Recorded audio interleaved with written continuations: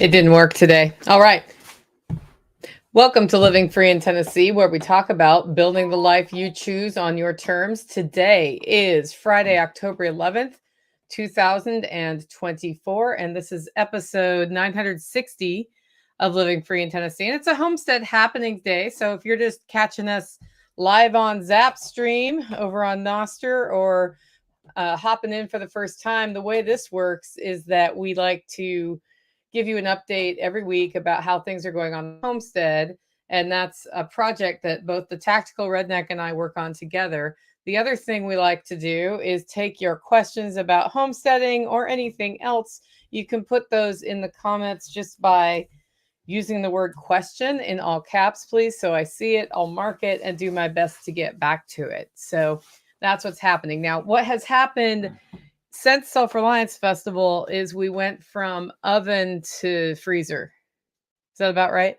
Oh, it's straight up dyslexic, if you ask me. Okay, so the weather is doing its fall turn. It was actually kind of funny being at the Self-Reliance Festival at 90-degree heat in October. And then the very day it was over, it was like, boop, now it's cool. I'm like, everybody at the event would have appreciated it, but that's how Murphy works. Good morning, Pack Rat, and welcome to the live stream. So we'll talk about some of the things we're doing just as the cold weather comes in and getting ready for the first frost, which is probably next week, among other things today. Before we do that, I want to talk about our featured event. Do you know what it is? No clue. What's happening here on November 2nd? Oh, tree class. Tree class. So I'm going to ask you to do your best to speak a little bit closer to the mic when you speak, because you're always too quiet, because you speak quietly and then you back way up and then you're super tall. You don't care, do you? I can't help that I'm tall. Anyway, so we've got a pretty cool tree class, and it's called Partnering with Trees for the Permaculture Homestead. And what Carrie Brown from Strong Roots Resources has put together is a very comprehensive class about trees, the various roles they can play on your homestead, how you can kind of do your own site assessment, come up with the best plan for your trees, and then choose your trees, source your trees, all of those things. Now, I know it sounds like what you're going to do is pay $90 to plant my trees. That's not what you're going to do. We're doing the class. It includes lunch and coffee and snacks and all of those things. 10 o'clock in the morning, we launch on November 2nd. And then we should wrap up by 4. We might wrap up a little sooner. And then after that, Carrie and Tactical and I are going to go out with some trees that we're going to plant. And we're not planting that many trees. We don't expect you to plant the trees. If you want to watch us plant the trees or help, you're totally welcome to. But we really wanted to make this class something that could equip you to walk out the door able to make your own tree plans and have ideas of how to source them, why you're putting the trees that you choose, all of that. So Partner with Trees on the Permaculture Homestead is November 2nd. And if you'd like to get a ticket, I'm keeping the class size really small so that there's plenty of time for questions about your specific homestead. That's over at livingfreeintennessee.com. You'll see it, a highlight at the very top of the page if you go there. I also want to thank our two sponsors of the show today, Agris Tax Advice.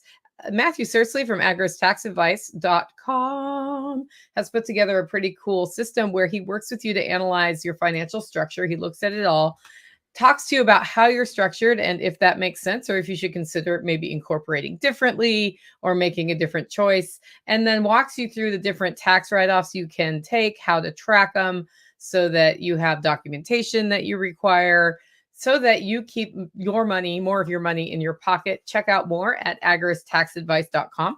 Also, John Pugliano of the Wealth Studying Podcast is a sponsor of today's show. John Pugliano has been sponsoring the show since we launched, as has Matthew. And he's been a very good friend to the show before we even had sponsorships. He has a great podcast called the Wealth Studying Podcast, where he breaks down how he's making financial investment decisions no matter what's going on in the world, which is a great thing to listen to when all you hear in the mainstream media is panic reporting. So check that out. His website is investablewealth.com. If you click on navigation for the podcast, you can find it there, or you can get it in just about any podcatcher that you find. With that, I want to talk about our first topic of today's show, which is how are we going to separate the ewes to get them with the ram without making ourselves go crazy? I have put no thought into that Well, yet. now it's time to talk about it. What do you think we should do? I haven't even assessed which ewes are coming over here, so that's the first thing I need to do. And then I'm probably going to wind up go with the same strategy we've been using. Creep, get them to come to you, and catch them one by one. So while we're doing that, should we build a cattle panel chute to drive them into? Nope. Why not? Because we'll talk about it, it won't happen, and then it's like, we need to move ewes, but we haven't built the thing. And it's like, it's the same situation we ended up with when we brought the boys over here. So we're bringing them down to the barn and doing it that way? Probably. So can we get our hands on every single one so I can trim their hooves too? I mean, if we get them in the barn, yeah. Okay, it's not hard to get them in the barn. Well, no, it's just a matter of they're almost at the top of the hill, and in like 4 days, they're going all the way to the top of the hill. Okay. Except for some of them need to come here. Yeah. In about 4 days. Do you want to do that this weekend? Probably not. Why not? I don't, like, I've got a bunch of other stuff going on, and I'm pretty sure you have a bunch of other stuff going on. I could dedicate Sunday to moving ewes. I'm not sure if I can. Okay. Because then we get into next week and I can't dedicate any date next week. That's why we should think about that. Because we've got a video guy coming Thursday, and then I'm like totally booked every day. The other side of that is I'm still setting up the boys' next paddock, so I have not even, like, I've thought about where to move the girls with one ram, but it's not like I've come to a decision on that. Okay. Much less started setting it up. Okay. And when we moved the rams over here, it was kind of the same boat where I had a paddock that was ready for them and nothing else. Yeah. And then you have all of your stuff over next door because you decided they needed to be at the tippy top of the mountain right now too. Right?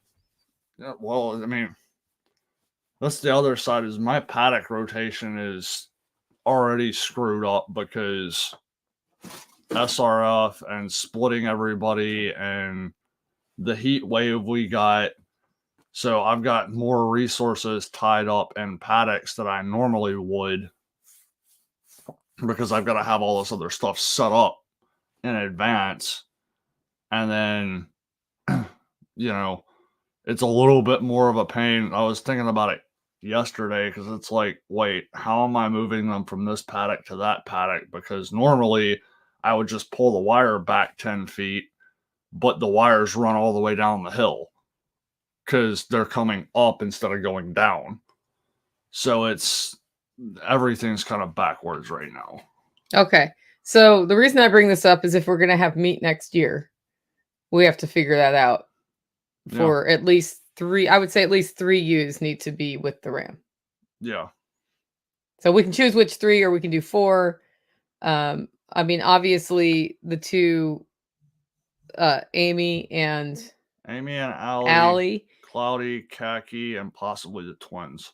Okay. Are the twins big enough? That's what we need to figure out. Okay. And then not Bruni because she's related to the ram we're using. That's Sun. Sun is the name of the ram? No. Oh, that's her son. I was like, he's naming the sheep and I don't even know about it, which is totally how Allie and Amy got named as well.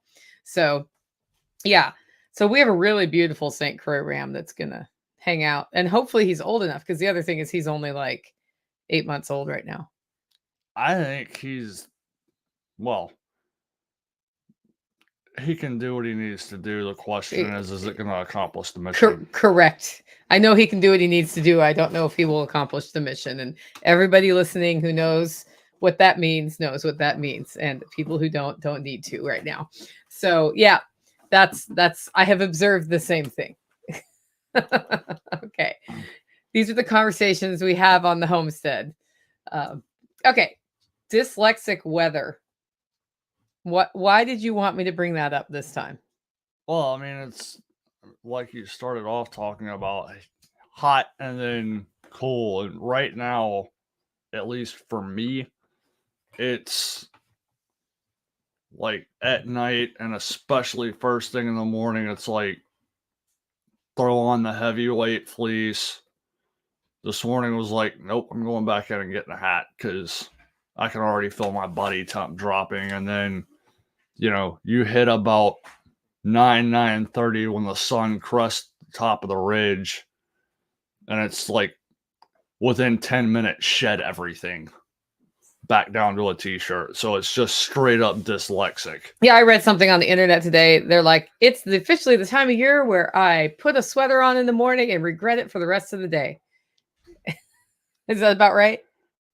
Oh, it's not. I regret it for the rest of the day. It's I'm in the middle of going through trying to find some new winter clothing, and part of the difficulty in that is like a lot of the stuff that's like, yes, I would buy that, except for it's a button up and not zipper, or it's a pullover and not full zipper. I want full zipper so that when I'm on the side of the hill, I can unzip it to let body heat out, and then it's easy to get on and off. And unfortunately, most people are more concerned with fashion than function. Yeah, so Ian Sisk, who's in the live stream, says, be bold, start cold. He also got some damage from the hurricane down in Florida, by the way. So hopefully you've got that worked out, Ian. Let us know if you haven't. There may be people around who can help you. Yeah, so it's typical. In the spring, it does this. In the fall, it does this, where it just can't decide what it is, as illustrated by last weekend when it became summer for 2 days again. And now it's fall. And the leaves are falling, and I can use them in my garden. You know what else time it is? Time for you to have all the ideas. I always have all the ideas. It's not a specific time of year. Yeah, no, it's time to start poking at the garlic patch, but I'm going to dig my ditch first. Okay. Yeah. Which is on today's list of, I might actually get some time to dig a ditch. Okay. Which has taken days for me to get together. Okay. You don't believe me? No. Okay. We'll see. Now I have to do it because he said I won't do it. You still got all the stuff sitting over there from the watering system that you wanted to build that you haven't. Yeah, that'll get done by the end of the week. With. I have done something with it. What'd you do? I thought about doing something with it. Yeah. Yep. So that's actually becoming more urgent because we have to manually water that bed, and that takes a lot of time. So if I just put the 45 minutes in, it'll at least have my watering system. I'm building, so guys, in the raised bed, I'm building a PVC watering system that we can put on a timer because there's no rain in the forecast. And while Mama, Sauce, or I can stand there and water it, which is what we've been doing, it's kind of like, if we get that in, we can dial it in. I don't know where the dialing timers are, though. I bought one for that system. I don't know. Okay. Well, you used them somewhere. Because I shipped them here when I was out of town, so you could use them up there. But I did an extra one for down here. So. Oh, I know what you're talking about now. Do you know where those are? I know where the extra one is. Tori is in the house. The extra one is for that watering system. The extra one is sitting in my way on my kitchen counter. That seems the like reason that it's sitting in my way on my kitchen counter is so that when she asks, where is that other watering thing?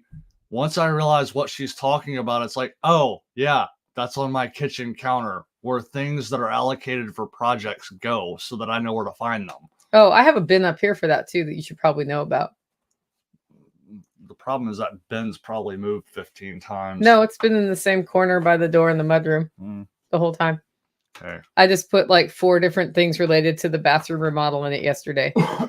And then all of the stuff for the hood that needs to be built for over the stove are in the cabinet over the stove because I didn't want them going into various bins and places all over the property. You don't happen to have my screws on your kitchen counter for the camper, do you? For the bolt things? No. Yeah, no. I looked. Okay. Well, I know where one of the old one is, so I can at least bring it to the hardware store and get something else. And then once I do that, we'll find the ones that are missing. Probably. Yeah. Yeah. I know where the instructions for it are, but the screws were not with the instructions. Yeah. Yeah. And that's the way it goes on this homestead right now. I see Tori's in the room as well. So, Walnut Harvest as well. Yeah, Walnut Harvest is coming. They haven't started falling here yet. Or have they?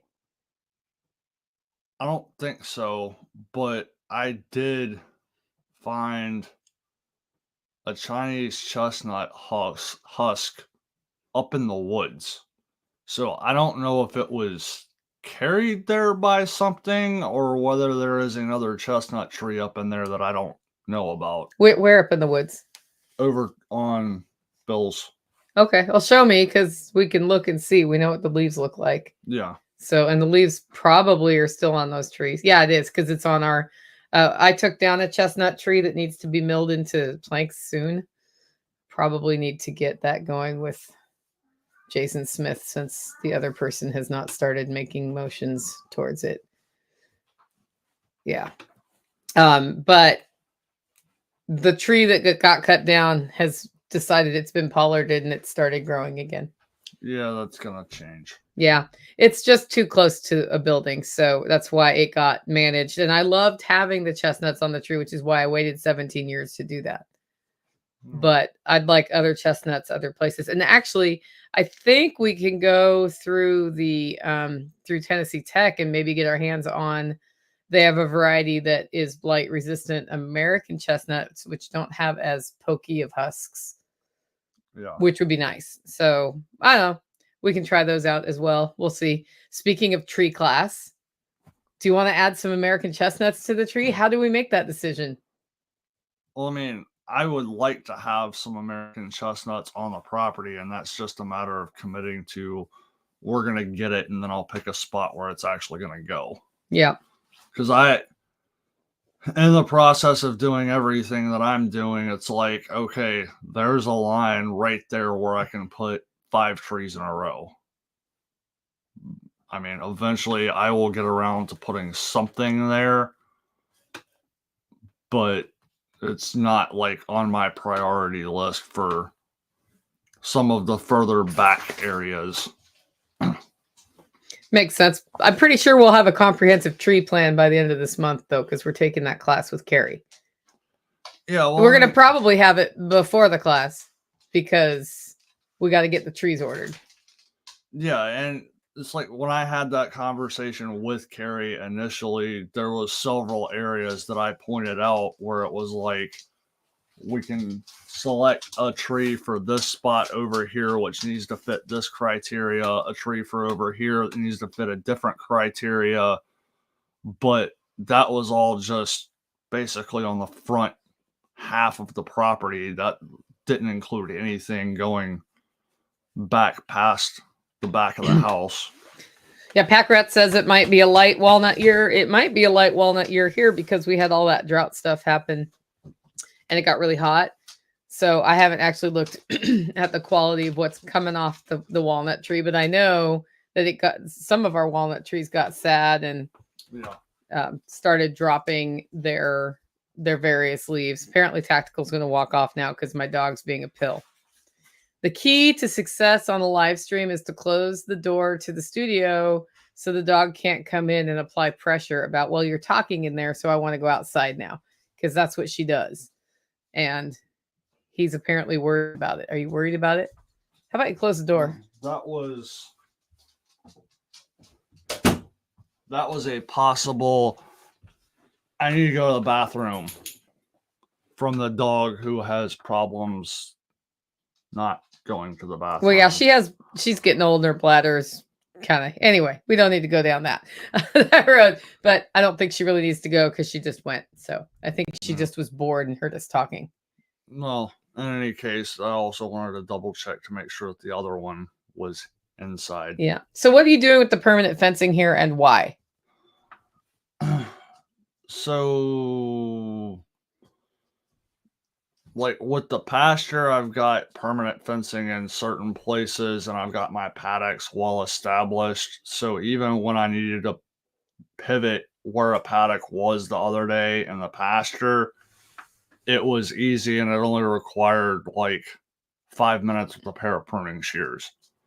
Over here is a completely different story because it's like, yeah, we've run the sheep through and kind of cleared some stuff out, but putting up the temporary fencing over here has always been a nightmare. So I started like assessing, okay, this actually makes a good paddock. Here's how we've run the sheep through here before. And I've been up in those areas enough to know where a good fence line would be, but it requires taking down a bunch of saplings. And when I say that, in between this big tree and that big tree, you might need a sawzall to cut 2 or 3 little saplings out. And then actually stringing something up going through there. So I got, before SRF, I got one whole side going all the way back to a point to where it takes longer to drive back there on the four-wheeler than it does to actually set up the little bit of temporary fencing that needs to be set up. And then post SRF, I'm going through the other side, which is a little bit more painful, but at the same time, there's lots of really good cedar trees over there. So I've got probably 3/4 of that done, and I've pretty much got all of the hacking of all of the little stuff done. So it's just a matter of going in and dropping insulators into the trees. And that kind of, I mean, for one thing, that establishes a plan. Like, they're going to go from here to here to here to here, instead of they need to move, let me go figure out where exactly I'm putting the fence. Yeah, but you had to do the temporary fence without a more permanent electric fence installation to begin with, to see what was even there, because there's so much overgrowth, which is why we're to that now. Here's my question about cedar posts. There's, I think, 12 of them on the ground in front of the aquaponics system right now. What are those for? Those are actually were slated to be for permanent fencing, like the woven wire fencing, like finishing up around the chicken yard and the pond. What's our timeline on that, would you guess, at this point?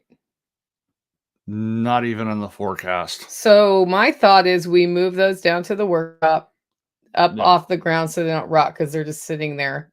What do you think about that? They need to move, Yeah, along with a lot of other things under there. yeah.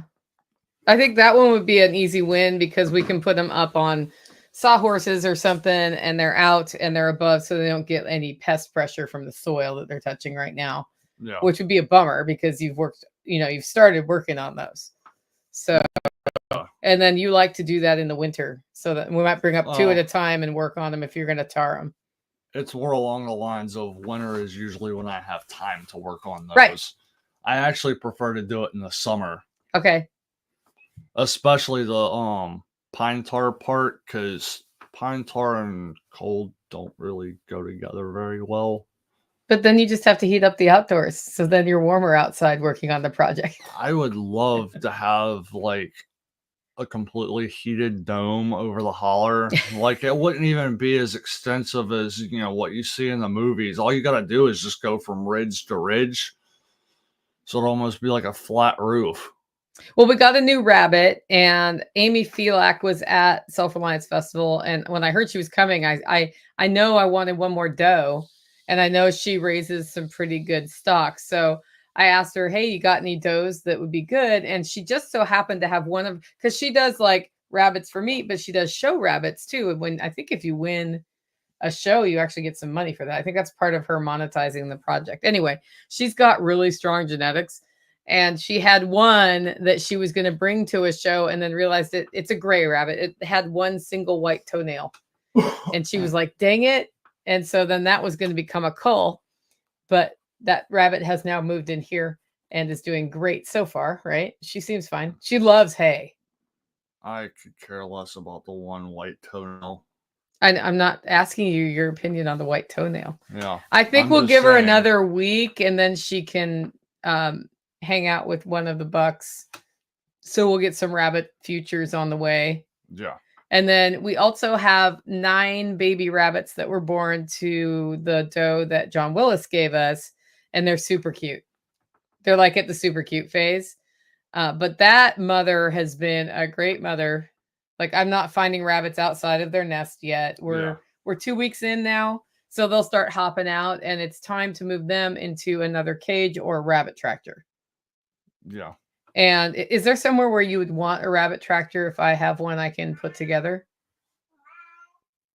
Not really. Okay.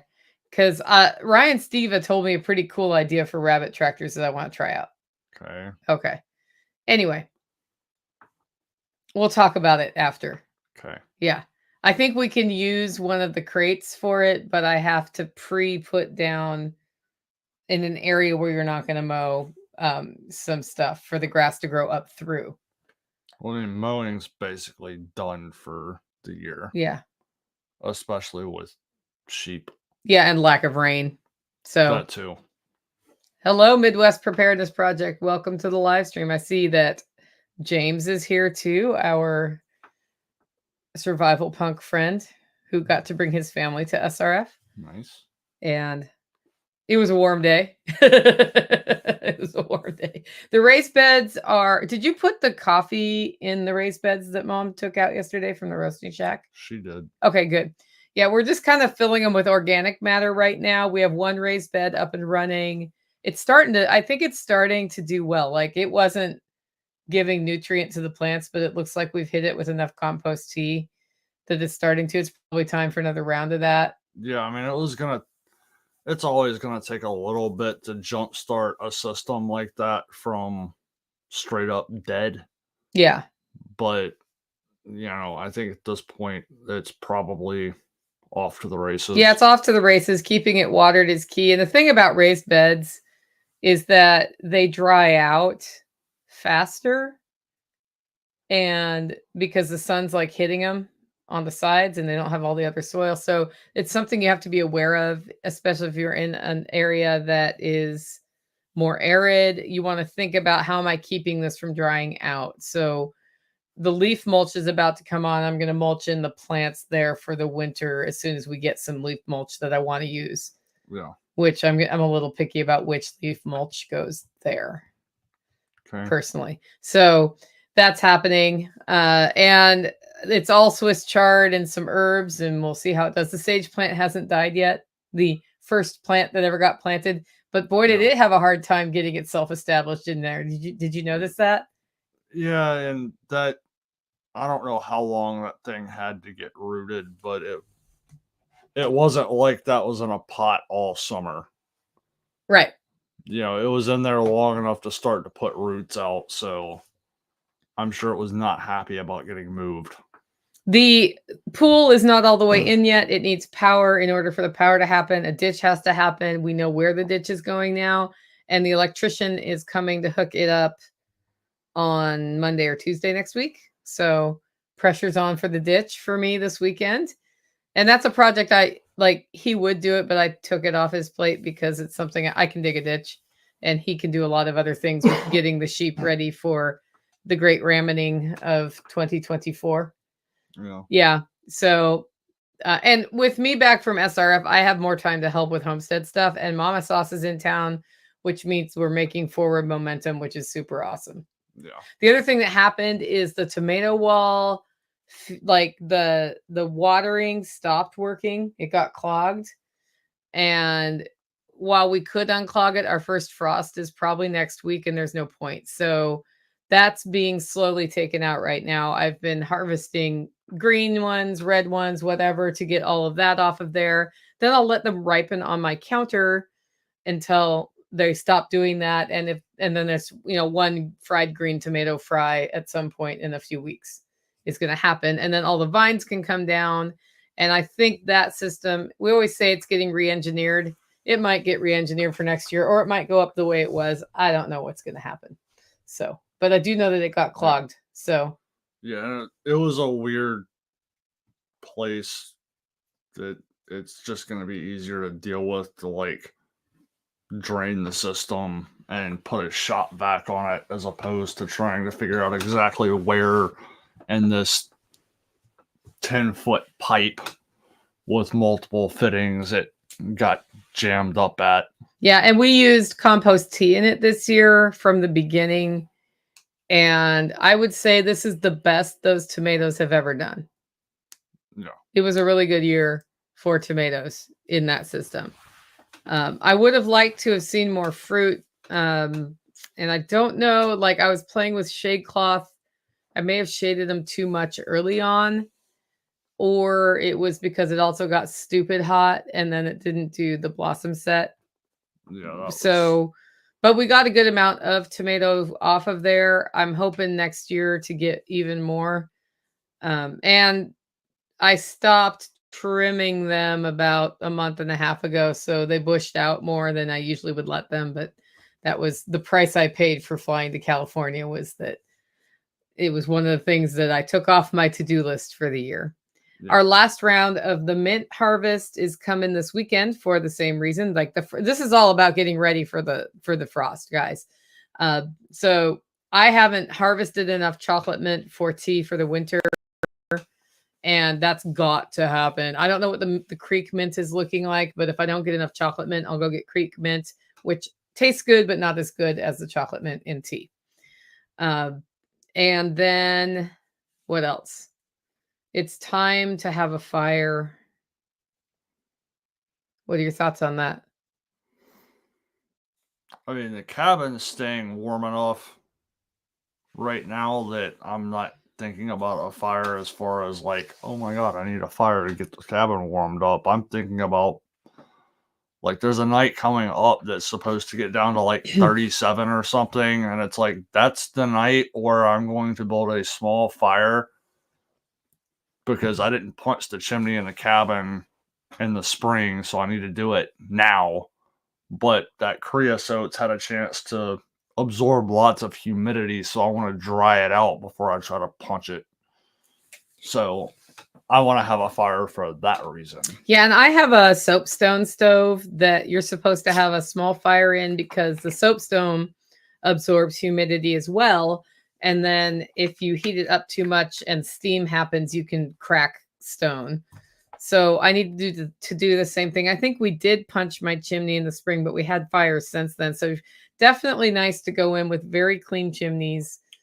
And then it's probably once or twice throughout the winter when we have a stretch of sun, we'll end up re-cleaning those chimneys. We did a deep clean on mine though last year because we had some crazy buildup. I don't remember why that happened. I don't either. And I'm hoping mine's not going to be anywhere near as bad because the chimney down there was in such rough shape that it was just like it just clung to the creosote like it was a magnet. And so I wound up in the middle of winter replacing that the whole chimney. Yeah. So we've got firewood on the property seasoned. That's 2 years in now for me, which is pretty important for my stove. And part of why we may have had the problem last year is we didn't have that. I had like quote unquote seasoned firewood, but it only seasoned for a year. And I find that I have more buildup when it hasn't been 2 years. So now I've got a lot of good 2-year firewood that's fairly dry, especially with all the droughty stuff we've been having. And my plan is in advance of the next big rainy season, which will be in the next 4 weeks or so, we'll probably get hit again with a bunch of rain. Yeah. I'm going to start setting up the firewood up under Taj Mahaler and under the carport where I can to get that done. But we also need to finish sealing up the prepper pantry. That's on my immediate priority list. And so I have all my prepper pantry stuff outside on shelves instead of inside where it goes because I don't need it exposed to all the construction stuff that we're doing in there. So it's a lot of moving parts for us right now, but definitely want to get the firewood moved too. So, and this happens every year. It's like the firewood was out of sight, out of mind all summer long. And then it's like, well, now like I can walk across the yard to get you, but I'd like to have some stacks closer to the house. So if I want a log in the middle of the night that's outside, I can just run outside undercover and get it. Plus it stays drier under Taj Mahaler than under the roofing that we have it under where it is now. How's the hay system going? Do we have enough hay for winter, do you think?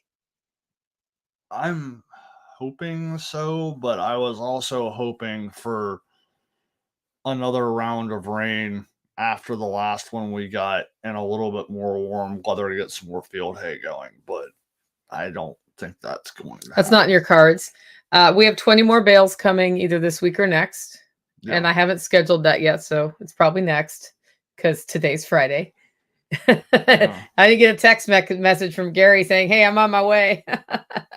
So 20 more bales coming, and we've started feeding the rams hay because we want them to rotate through my property a little slower on the paddocks than they are, and because they're not used to eating hay. They don't really know what it is. So I wanted them to start mouthing it and realizing it tastes tasty and all of those things for when they actually have to eat hay, if they get that far. I also need to go assess their processing schedule because the one he'd be ready, but he needs to go do his job. Yeah. And then the other 4, one of them's on the small side, the black-lipped one. Yeah. So he's on the small side. And then the other one's maybe close to ready. And I have to decide if we're processing them here or taking them to a processor. Yeah. And I have talked to a couple of people who might be interested in the big one. Oh, to buy it? Yes. Yeah. After he's done with his project. Yeah. So, yeah. And then we're going to need another breeder next year. Yeah. So we need a ram. Yeah. I'm hoping not have to think about that for at least another 6 to 8 months. Okay. We need to think about it in July next year, probably. Yeah. And it wouldn't hurt for me to start talking to the local farmer here who raises St. Croix with very strong genetics. Yeah. Because that would be my first choice because they're already localized. Like a ram there would be localized to the environment. And if I talk to him now, one that's born in the spring, he may just sell us the ram. Yeah. So yeah, I'll get that going because that's a whole thing. I wish we could keep this ram though because he's so pretty. I know. He's legit and he's not a dick like the first one. Yeah.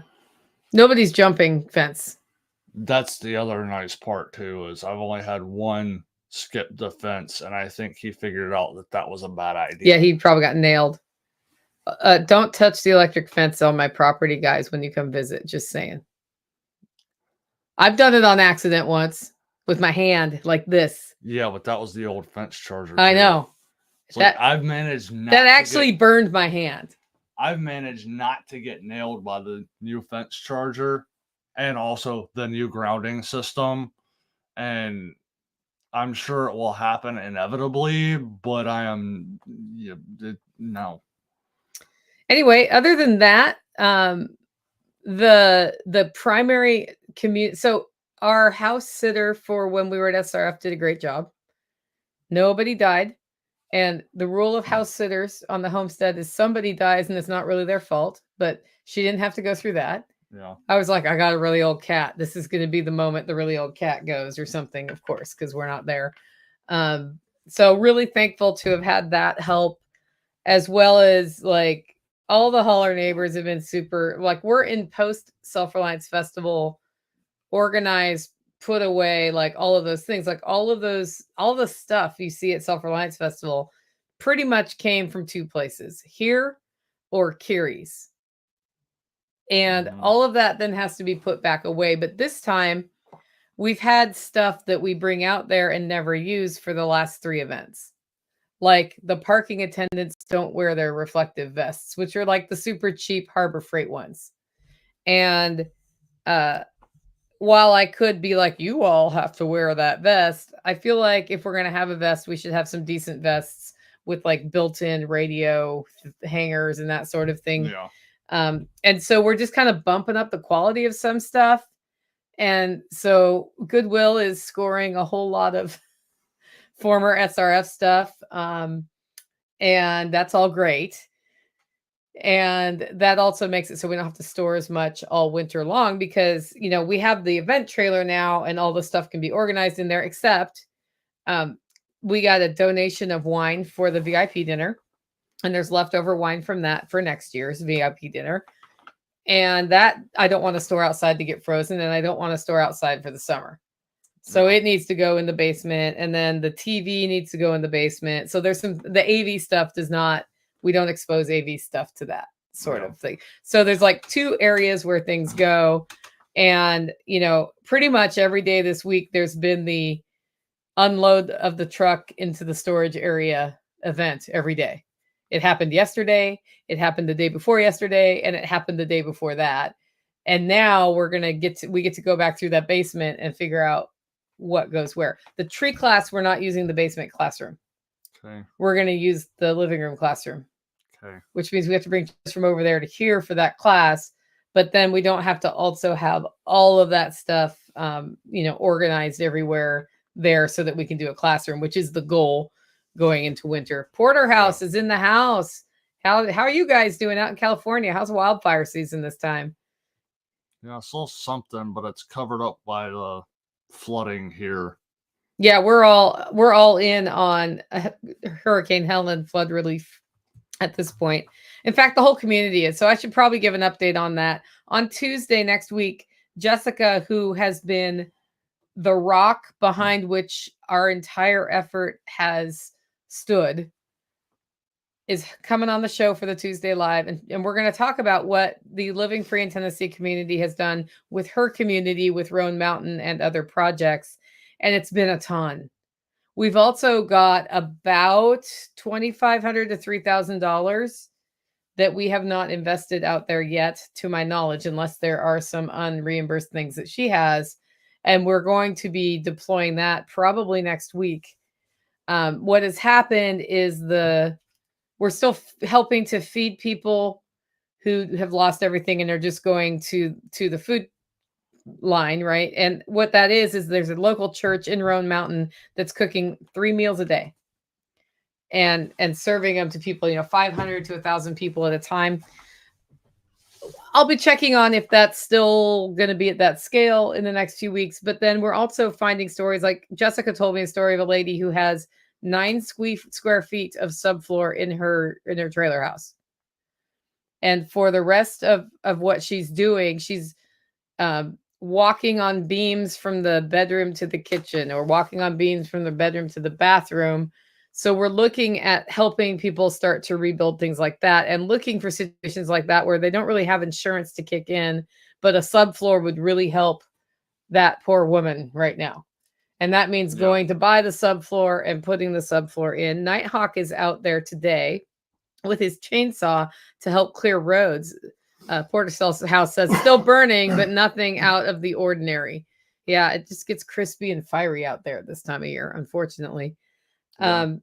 So that's what's happening there. Sean Mills is headed out with some donated solar panels and other solar supplies to get electrical waypoints or stations up for people to recharge their stuff, or run some internet access or whatever. That happened at Self-Reliance Festival, that we had 2 solar sponsors, Ontility and Signature Solar, and they both started pooling things. They're like, well, we can get our hands on these things, on panels, on inverters, on stuff like that that's needed. And so that's heading out there as well. I've been sending most of the financial support that comes when people are like, where should I give money? Technically, we've pooled LFTN funds that we are using out there. But Grindstone Ministries is further into the North Carolina area, and they're dealing with some pretty urgent things happening. Like, people need heat now that it's about to get cold, and they don't have anything. And so I've told people to start giving to Grindstone Ministries, which is grindstoneministries.com, because I see them on the ground doing the things. Mm-hmm. And I know that Bear is not taking a salary to be on the ground doing the things. He gets paid, when you buy medical gear from Refuge Medical. Sorry, Grindstone was on the brain. So he doesn't need to take money to be out there doing relief efforts. And I know that they run that place. Like, I know that the maximum amount of your contributions are going to the people there, which is why I've been recommending them. And they have a whole system that they work on.